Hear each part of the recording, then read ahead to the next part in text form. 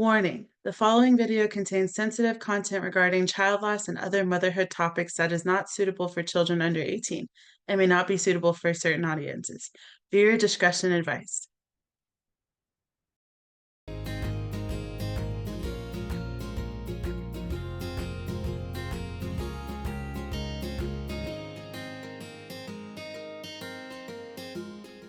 Welcome back to our channel, everybody.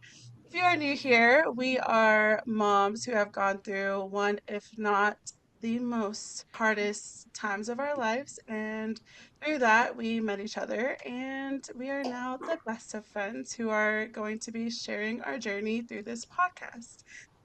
We have someone new today. My name is Stephanie. I am 37 years old. I had a full-term stillbirth in 2021, July 2021. And I'm from Southern California. Not from, just want to clear that up. I'm from the Pacific Northwest, but I'm currently in Southern California. That is pretty important. Yeah, the distinction there, right? There's a very, very important distinction. Yeah. It is. Well, welcome, Stephanie. We're so glad you're here. Thank you. Today, our topic is miscarriage and all the things that revolve around miscarriage.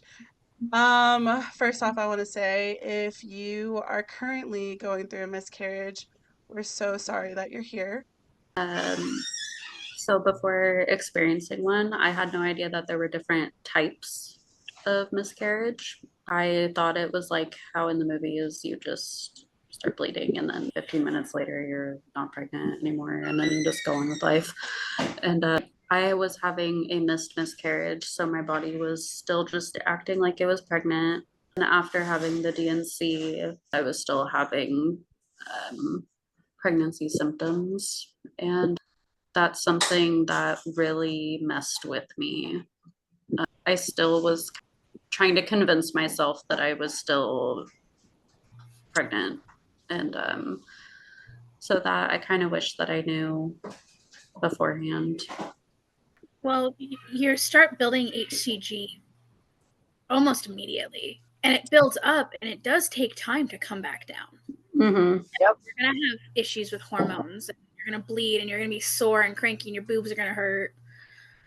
And if you are far enough to have formed a placenta, you can create milk, too.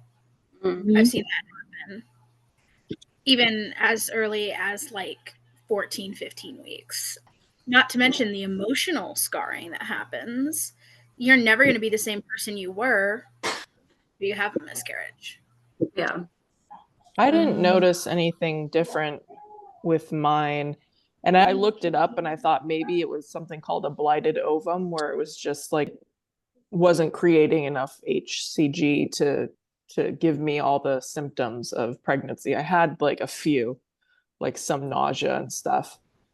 But for the most part, I felt pretty normal. I just wasn't getting my period, and I had that faint line that never got darker. Mm-hmm. And then it was just like the worst excruciating period of my life. And then after that, I felt pretty much normal.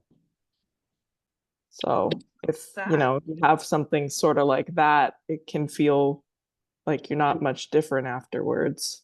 Mm-hmm.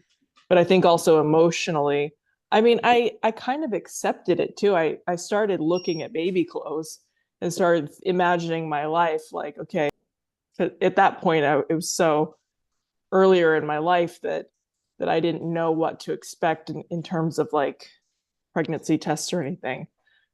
So I just started imagining my life, and then there was a bit of a grief after, but no, I felt pretty normal after that. But I think maybe if I had seen like an ultrasound or something, that it probably would have been a lot worse.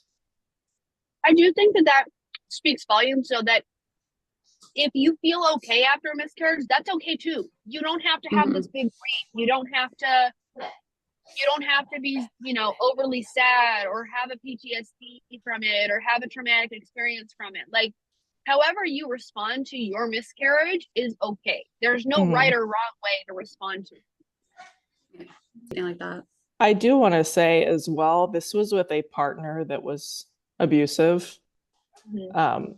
Yeah. And so there was a sense of relief almost. Yeah. That was one of the things that I remember speaking with my mother about. I was like, I can't be attached to this person for 18 years. Mm. And she's like, well, just come back up to Washington and live with me and we won't say anything. And it was literally a week later that I had started bleeding. So it was almost like a relief. I think in for a me, way. I had a 6-week miscarriage. And that one, and I don't know if it was because of the trauma from Carson or Everly, but when I had that miscarriage, I just kind of sat there and I was just like, yeah, whatever. It really did not hit me the way that my earlier losses did.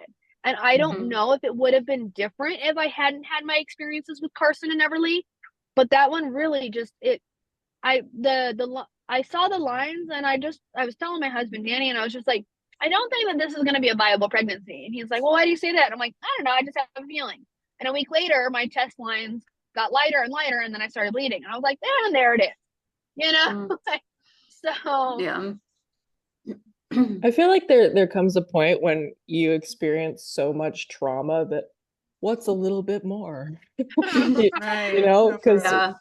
it took me a long time to realize that my pregnancy with my rainbow baby and having my water break at 26 weeks and then living in the hospital for 2 months, it took me a long time to realize that was a trauma and that I yeah, still carry that trauma with me. And I think because next to my stillbirth, it wasn't like, you know what I mean? Yeah. Yeah, But exactly. like It all the That's just, worst exactly how didn't I felt. happen, so yeah, exactly. No, that's exactly how I felt. I told Matt whenever, after I had honestly both miscarriages, I was like, nothing compares to losing a full-term daughter. That's just, Mm. that was my thought process and that all. When is it the safe zone? There's no Never. such never, thing. never. Like It's whenever the you feel safe safe. zone to announce or whatever. Yeah, when It's they whenever say you after feel safe. 13 weeks. Yeah, I it's love that. funny because I waited till 14 weeks. I was like, I'm gonna do that extra week just to be sure with my daughter, and she died at full term. And then with my son, I announced it as soon as I got the positive pregnancy test. And I had people being like, why would you do that? That's like, don't you want to be sure that he's gonna actually come home? And I'm like, it doesn't matter. Yeah. I would rather say something and then experience a miscarriage and then have people To support me. support you through it. Yeah, Yeah. 100%. I have a friend that lost her daughter to SIDS. Like, she brought her living baby home and lost her at like 8 weeks old. There is no safe zone, you know. And losing a child, no matter the age, stage, pregnancy, childhood, adulthood, doesn't matter. It is crippling. I announced with Dean extremely early. And then 2 days, or not extremely early, I announced about 7 weeks. And then a week later, I had to announce I lost him. He had passed. And I am very grateful I did because I had a bunch of people around me. And he wouldn't have gotten that. And I did the same thing Stephanie did. I waited, I was like 17 weeks with Jensen before I announced. I was like, he's coming home. I'm sure of it. Joke's on me. I'm honestly really surprised how much grief you get for announcing before 13 weeks. It's just a common misconception that if you make it to the second trimester, you're 100% bringing You're your in the baby clear. Yeah. home. The joys Yeah. of being naive. I wish I could have Yeah. that I innocence know. again. I wish I could go back to before my first miscarriage for my outlook on pregnancy because that was so nice. Yeah. Right. I do love though, however, for me after Everly, I never got any flack for anything. Announcing early, getting pregnant as many times, it didn't matter. They're like, you go ahead and you announce however you want. You have as many babies as you want. We ain't gonna say shit. And I'm like, good idea. I got a lot of crap for announcing the twins as early as I did because I announced literally 3 or 4 days after I found out I was having twins. I got a lot of crap for that. I wish we could normalize just being happy for people. Just Mhm. somebody's pregnant, you know, whether in a marriage or out of marriage, you're pregnant. You're announcing, you literally took the test, peed on it today, and you're announcing. Who cares? Just be happy for people. Mhm. Yeah. Well, and like my reasoning was because I announced with Carson when I was like 8 weeks, and I don't regret it at all because I wanted the world to know her. Like she existed. And why would I want to hold back on announcing, because no matter what, she was baby. But it's everyone has their preference. Some Yeah. people, if they end up miscarrying, they don't want people to know, or Mhm. they want to grieve. I didn't announce Samuel until I was like 28 weeks pregnant. It felt almost embarrassing to announce something that might go wrong and then have to tell them again, like another child died, you know? I get Mhm. that. Yeah. It sucks to say that that's what I was feeling at the same time because it's like, why would I be Mhm. embarrassed about my children? But I There's felt no that during Madison's pregnancy too, though. I was so worried that I was going to have to make that post and be like, hey, sorry guys, I killed another one. right, our brains, guys.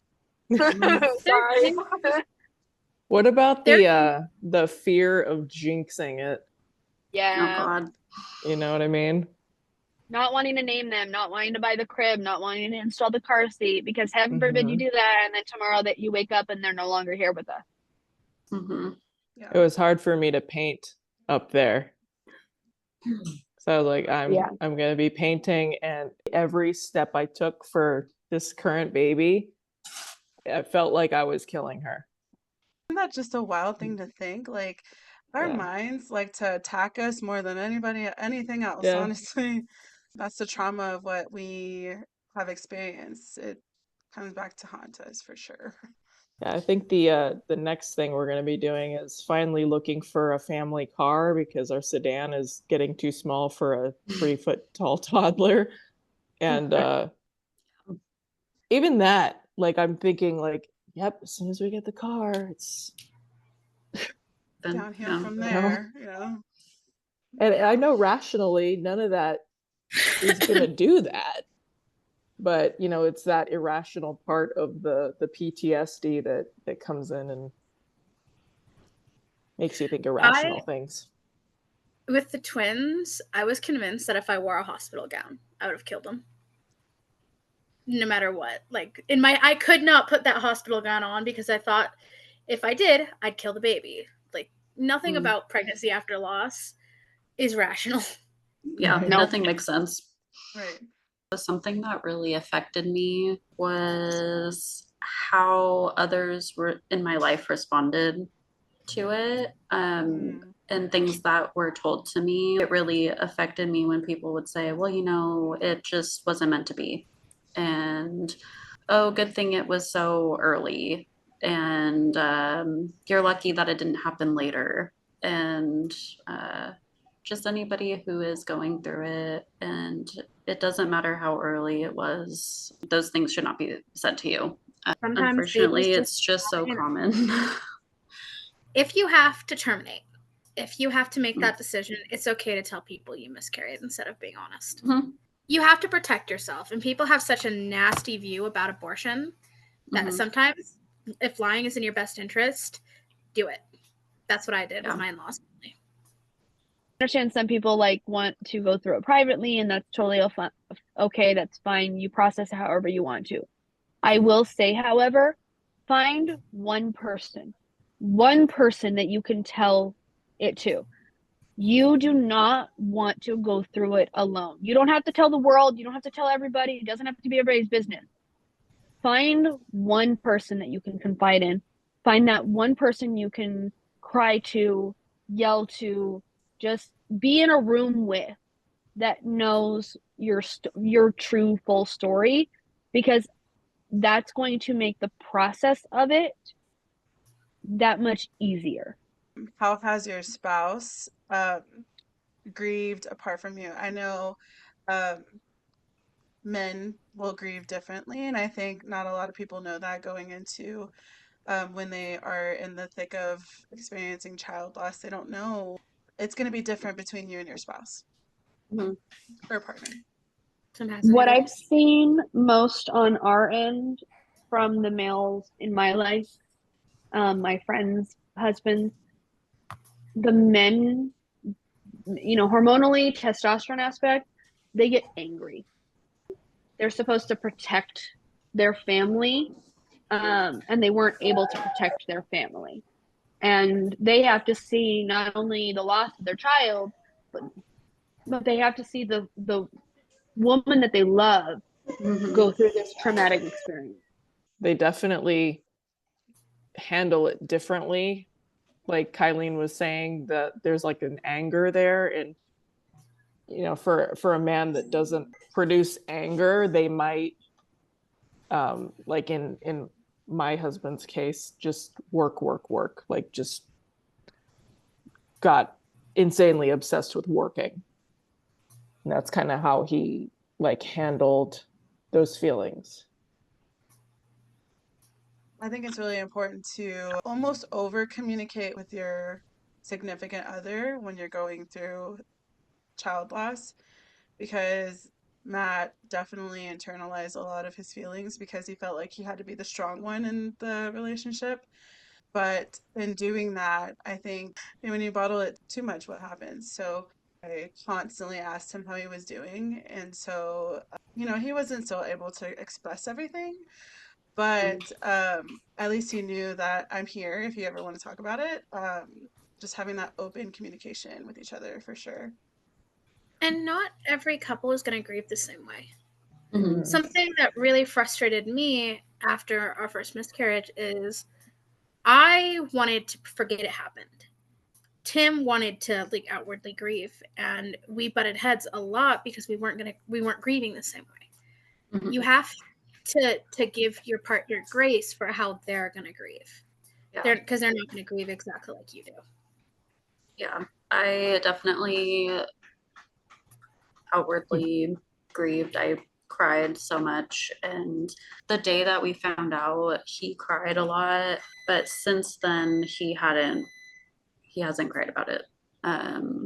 And he felt like because I was so emotional about it that he can't possibly be emotional about it, because who's going to be the stable one, so he hasn't processed anything about it. And then also with me, I had a seizure after having the DNC, and then he had that fear of, great, like I lost a baby, now I'm gonna be losing my wife. And so yeah, it's a mess for him. I mean, I know I've seen the grief come up. Like he's so stoic and so like work mode, and I gotta keep everything together. And I'm the type of person that if I'm feeling something, I just say it. And maybe I'll get teary-eyed.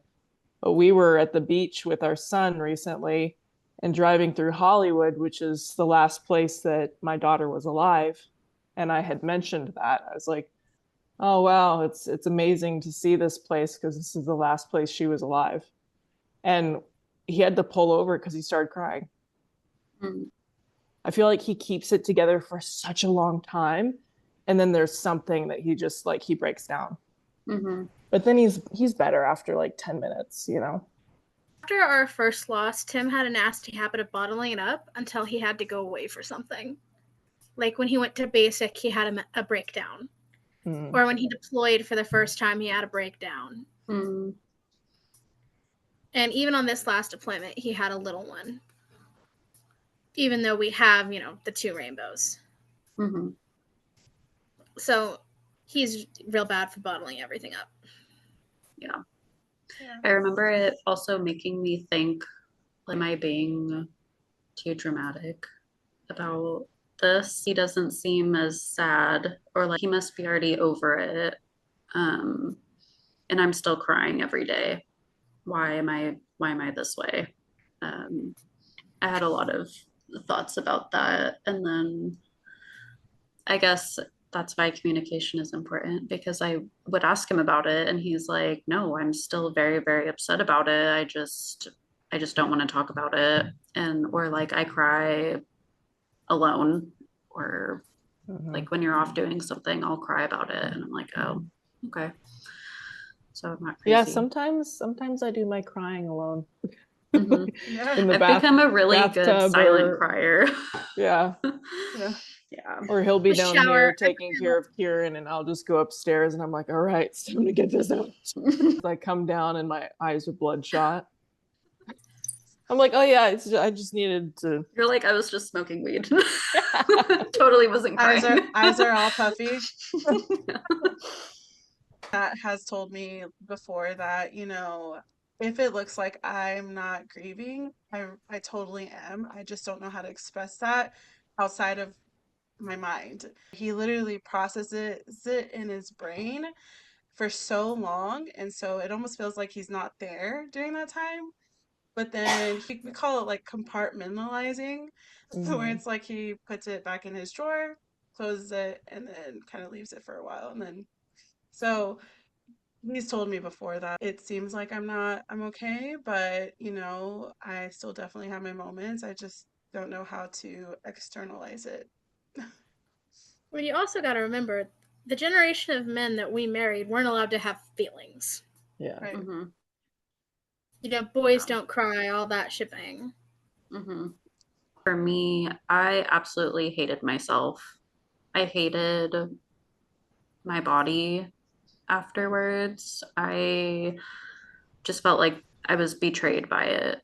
Mhm. My body is meant to grow a baby and keep a baby alive, and that's where my baby is supposed to be safe. And it didn't do that. And so I felt very mad and guilty that I couldn't do that.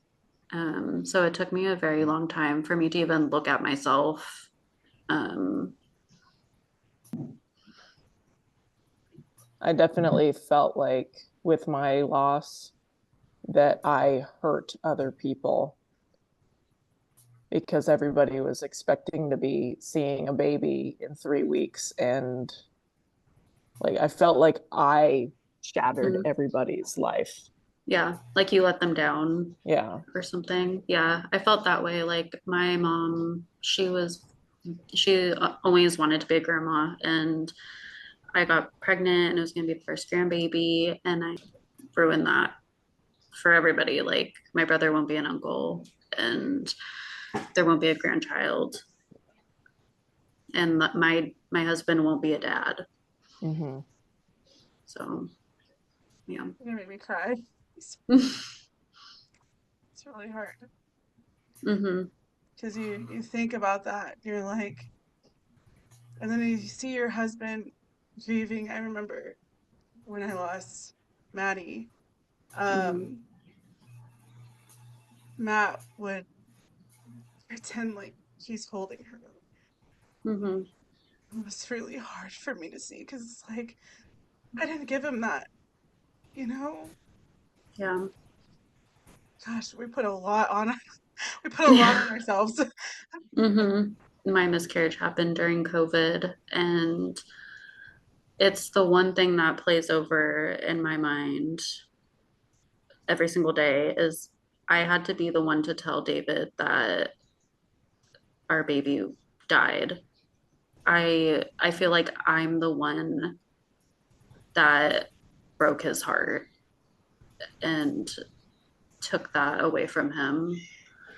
So it's very, very hard thinking that you're the one that ripped it away from him being a dad. I think for a long time, I thought he was blaming me. And so that Hmm. created some problems in and of itself when it was me telling myself, like, I think I was, attacking myself. And it's not your fault.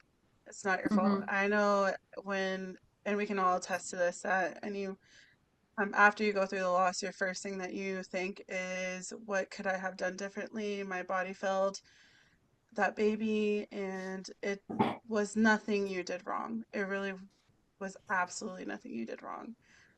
I saw one time that it's like 70% of early losses are because of chromosomal deformities. Mm-hmm. There was an issue from the egg meeting the sperm. And there's nothing you could have done. You could have done everything by the book and, taken progesterone and done all of the things, and nothing would have changed it. Whatever you're feeling is normal, and it's okay, even if they're like wild thoughts. They're normal and they're valid and stuff. Like, it's a weird, and I feel like the most personal loss that you can have. And so there's really no right or wrong way of how to grieve. Yeah. I mean, I will say that all feelings are okay. It's okay to feel rage. It's okay to feel jealousy. If you have a friend that has a successful birth, it's okay to feel those things. It's what you do with those feelings. Mm-hmm. As long as you're not attacking and hurting other people with your feelings. It's okay to feel anything, acknowledge those feelings, and process it. Mm-hmm. Yeah, just don't self-sabotage, don't sabotage your friendships. It's completely okay to step back from friendship and be like, I need space. Yeah.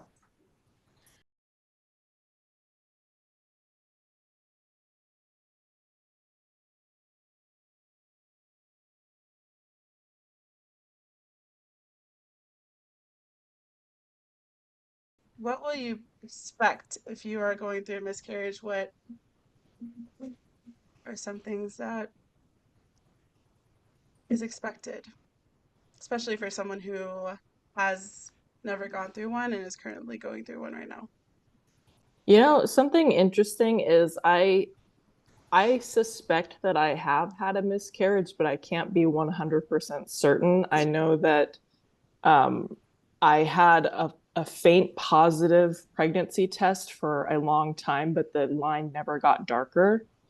And I did not have a period for 60 days. And then, of course, it was like this horrific, like the worst period imaginable. So I'm assuming that was a miscarriage, but I had never seen a doctor, so I didn't see anything, So I was never like a confirmed pregnancy, but I'm assuming because I had a very faint positive pregnancy test that it was. But maybe if anybody else has experienced that, like maybe.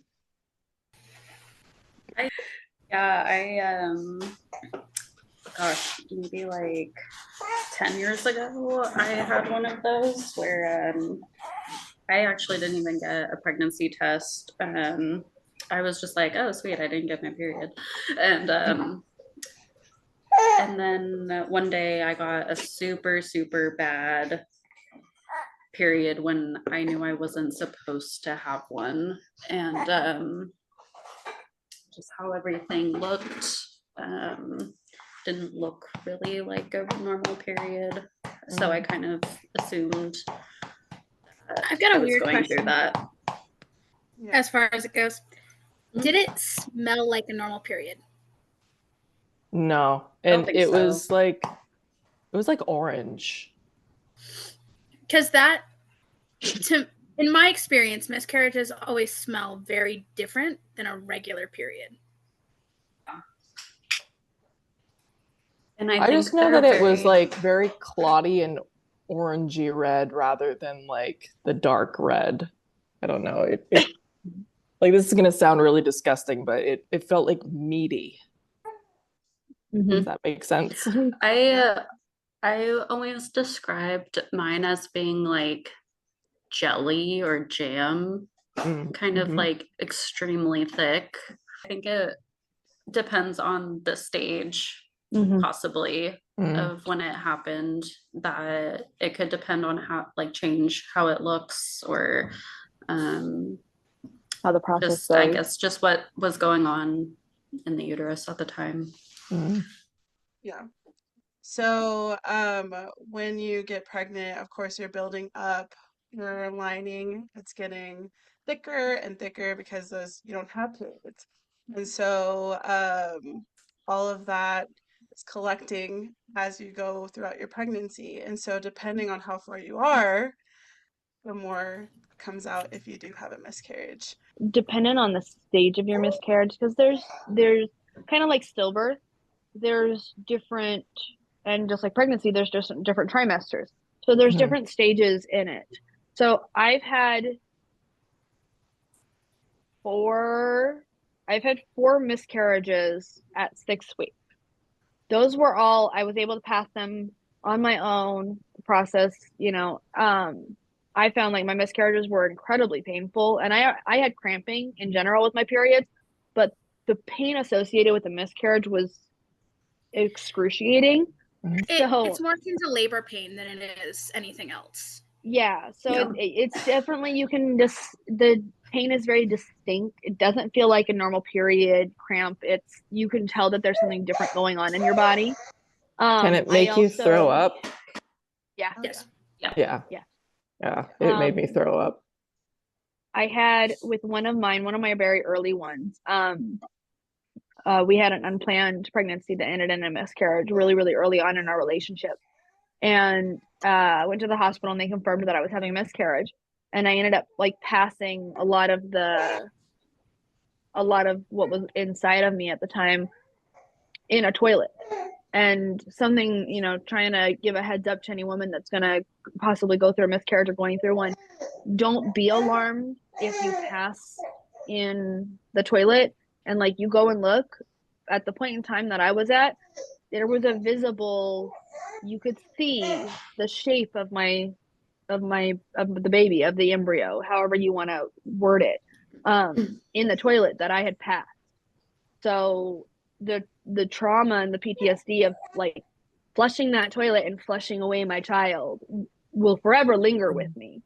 But then there's the stage of like Carson, both my Carson and Nina's Carson, being 13 weeks and having to have a medically induced D&C process because our bodies were not expelling. There are a point in time, and if you do need to get a D&C to help you process out, that's okay. Don't feel ashamed, don't feel bothered by it. It's okay if your body doesn't do what it naturally is supposed to do, because there are options to help you with that. Mhm. So what does the process of a D&C look like?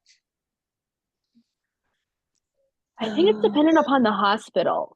So my D&C was scheduled to be an outpatient surgery. So I went in, I got checked in, got wheeled into the operating room. They put me to sleep. I woke up in recovery and found out that my placenta, they didn't realize my placenta was over. I had placenta previa, undiagnosed. So when my doctor went to go dilate me, my placenta tore and I started hemorrhaging. So had I passed baby at home, I could have died at home. Jeez. So then I had to be monitored for 24 hours to make sure my blood levels came back up. So it ended up being an inpatient situation for me. Usually in a standard care, it should have been in and out. Mine was a little bit more traumatic. So I had to stick around and make sure that I wasn't going to die. Yeah. Did they give you guys the option to do the pill or D&C? Or... Yeah. Okay. They give you the option. When they asked me what I wanted to do, I wanted to do something that was the least traumatic for me. Yep, same. Like I did not want to do it at home. I Nope. didn't want to experience that toilet situation. Yep. Or like have it happen not on the toilet and then maybe like, oh my God, what do I do with this? And so I opted for the D&C. I had my pre-op appointment, and then like Kylie, I had the outpatient thing where they checked me in, wheeled me into the room, put me to sleep, did the procedure, and it was during COVID times, and so David wasn't allowed to go anywhere with me, so that was really shitty. But Yep. But yeah, but then it ended up being super traumatic still. So Yeah. I don't know. There's really no There right is- I don't think option. there is a way to have a miscarriage that's not traumatic. Yeah. There's no. 100%. You just have to Pretty make, much. like anything, you have to make the best decision that you can at that point in time for what's going to be best for you. Mm-hmm. Mm. Yeah. And sometimes you don't get a decision. Sometimes the baby needs to come out now, and the only option is a surgical D&C. Yeah. Yep. Yeah. And And there's I think also for a me, lot of... Oh, sorry, go ahead. No, it's fine. Go. I was going to say, I think for me, there was that pit in my stomach that I opted for the D&C just for any complications. I like had a hunch. I was like, just in case, let's just go the medical D&C route. Let's do the surgical route just to make sure that I'm in, the care of somebody that if something happens or goes wrong, they're there to help me. There's always that, sixth sense, and I'm glad that I listened to it because I had the complications that I did. Yeah. I'm glad you did too. Because I didn't. So I was 11 weeks along, but baby stopped growing at 8 weeks. And so they did give me the option to do either a D&C or a naturally miscarry. But they would give me the side effect. So I don't even know if that's considered natural. But so I opted in for the side effect because I was just told that there could come with, the D&C can come with scarring in the uterus, and I really wanted to have a baby so bad. And so I was just like, I want the least amount of trauma to my uterus as possible. So I decided to go that route. But it was so traumatic because I go home, I take it, and I'm like, okay, this doesn't seem so bad because I started spotting. When you miscarry, you're going through the labor process, which again had no idea. So I felt a pop and I just started bleeding and bleeding and bleeding. And I was on the toilet and I was like, this is not stopping. And I decided, okay, I'm gonna try to just take a shower. Um, and so I get in the shower and I'm like literally pulling clots, like, and so I wake up and I'm on the floor. And so I realize I passed out and I try to like at least get to my bed. Couldn't even get to my bed, passed out again. And I yelled for Matt and I was like, I cannot even walk without passing out right now. Something's wrong, like very wrong. And I remember I messaged you guys and I was like, is this normal? I'm bleeding a lot and I'm passing out. What do I do? And of course, Kylie was like, that's not normal. Go to the hospital. So, yeah. So we go over there and the hospital was like, oh, that's normal. That's just part of the miscarriage. Yeah, they totally did an ultrasound. They looked in there, they saw the clots. They're like, yeah, this is just what happens. And Matt was like, so her passing out is normal? And they're like, oh, well, she's losing blood, but that's just part of the process. So I was going back home, and the bathroom looks like a freaking crime scene. It's ridiculous. Like, it was so traumatic when of course, you're already grieving the fact that you have a miscarriage, but then you're bleeding out, and that's part of it. And then Matt is thinking that something's going to happen to me. And so finally, it let up after, gosh, it took a whole day for it to finally let up. And so I go to my primary care physician and they find out that my hemoglobin level is at 5, which it needs to be at least at, I think, 11, 12, and that's like the minimum. So yeah, it was really ridiculous. Like, yeah, That's horrifying. Because I literally. mean, I'm assuming I had one because of the faint positive pregnancy test, but the most I had was like intense pain. I threw up and then I had like the worst diarrhea just like all day long and just like clots and clots and clots. But it wasn't like to the point where I felt like I had to go to emergency or something. Mm-hmm. I think the thing that people kind of don't realize is with a miscarriage is your body is giving birth. The only difference is the size of the baby that's coming out of you. It's the same concept. You go to give birth to a full-size, full-term baby, and it's just as bloody. There's just as much mess, if not more. So you're still giving birth. It's just the baby was not full grown. Oh, I have an interesting question about that. At what gestation, if you're having a miscarriage, do you like have your water break? Because for me, that really early one, I didn't have any fluid, it seemed like. I mean, if I did, it was probably mixed in with the other tissues and things. But what gestation during a miscarriage do you actually have like that water breaking thing? Your mucus plug usually forms around 12 weeks. So while that mucus plug is forming, your body is starting to make amniotic fluid. So there's amniotic fluid in there. It's a very small amount.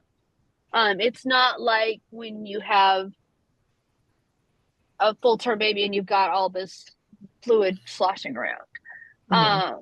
But that mucus plug is usually fully formed around 12 weeks. So I would assume probably around that time. So I'd say probably, I guess around 12 weeks to 20 weeks, while it's still considered a miscarriage, you would have that gushing of fluid. And it would, the velocity of it would be different because of the stage of pregnancy you're in. True. I have a cousin who had a miscarriage at 15 weeks. It was a girl, and she went in for an ultrasound, and they didn't find a heartbeat.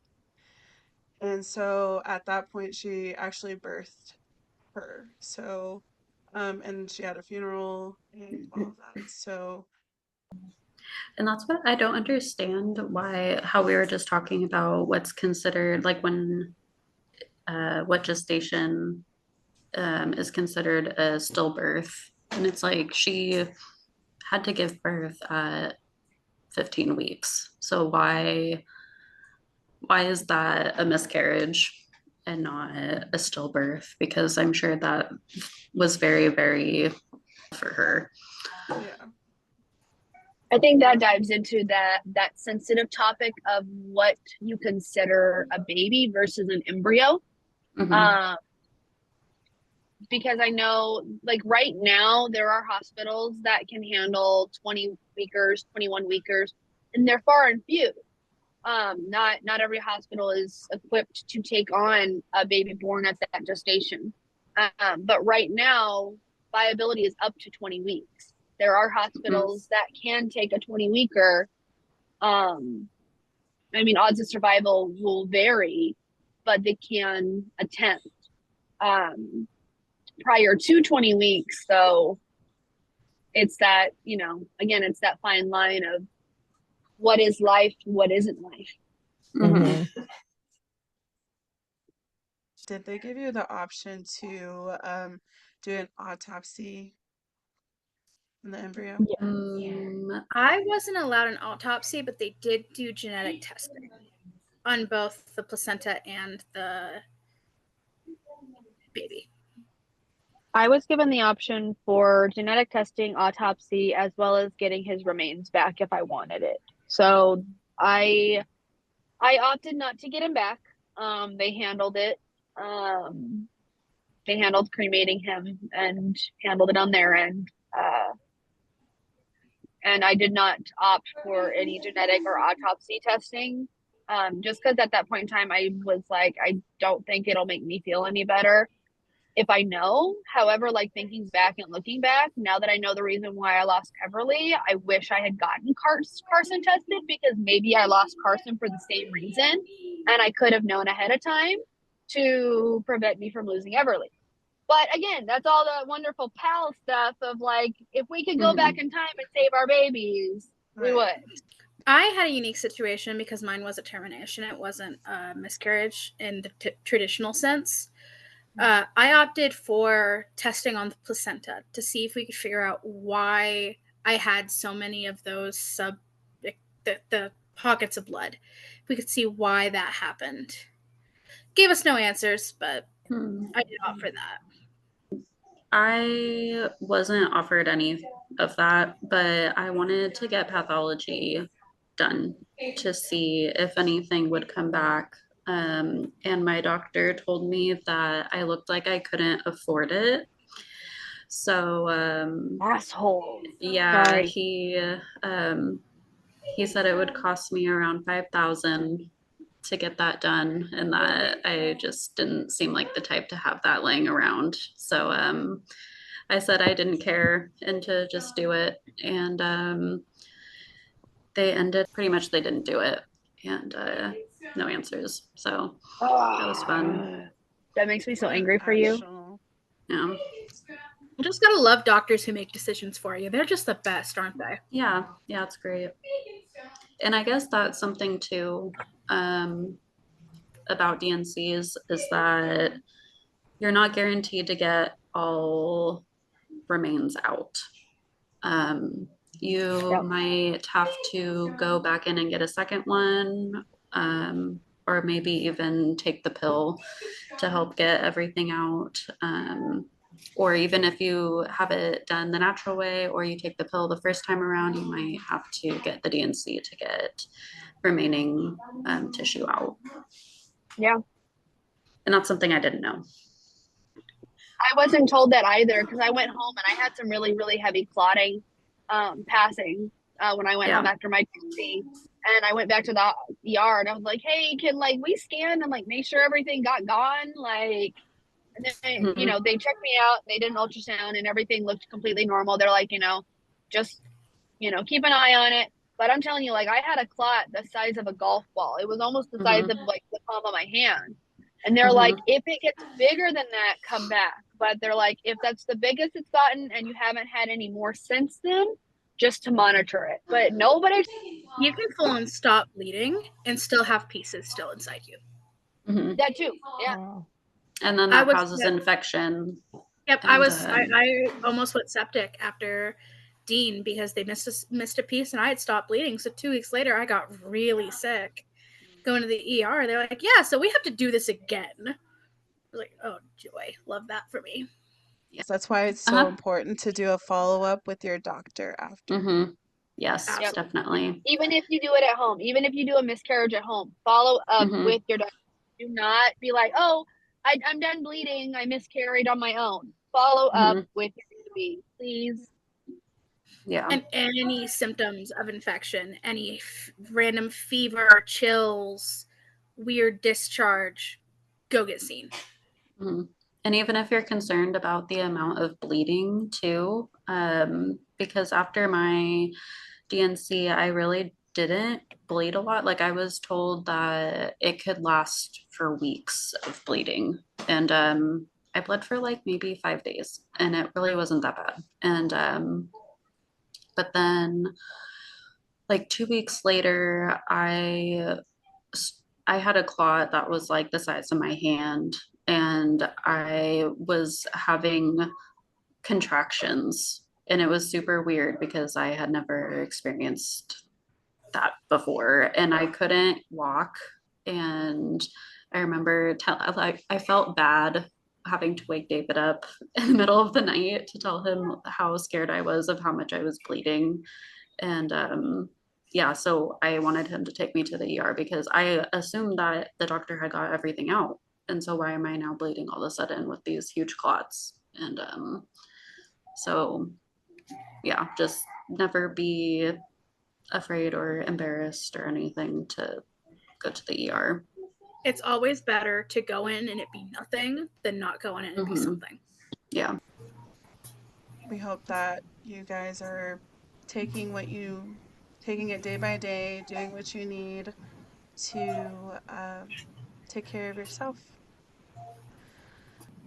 If you have a story that you would like to submit, the link will be in the description box below. If you have any questions as well, you could also post in that form. Also, maybe any topic suggestions if anybody wants to hear about a particular topic. Other than that, thank you guys, and we'll see you next time. Bye.